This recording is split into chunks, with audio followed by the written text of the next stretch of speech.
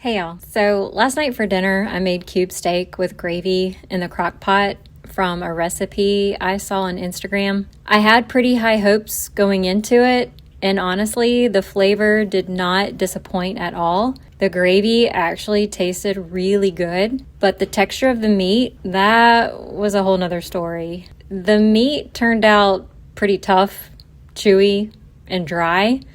My husband and daughter both said that it was edible and went ahead and ate theirs, but I ended up leaving most of mine sitting right on the plate. So today I want to show you exactly how I made this crock pot recipe, and if you've got tips for getting cube steak more tender, let me know down in the comments because I'd love to try this again and get it right. All right, y'all, here's the recipe. I started with 4 cube steaks and seasoned them with pepper and garlic powder.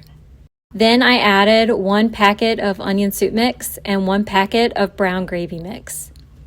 Next, I put in 2 cans of cream of mushroom soup and about half of a small onion that I had sliced up. I mixed everything together so the steaks were coated really well in the sauce. After that, I set the crock pot on high and let it cook for about 3 hours.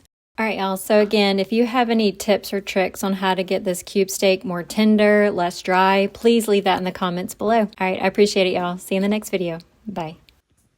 Hey, Pookie. So you would eat tough and chewy meat any time, any day, wouldn't you? Yes. You're so handsome. Can you say hi?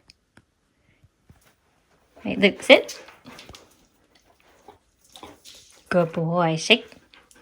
Good boy. Huff, huff. Yay, good boy. All right, let's get carrot.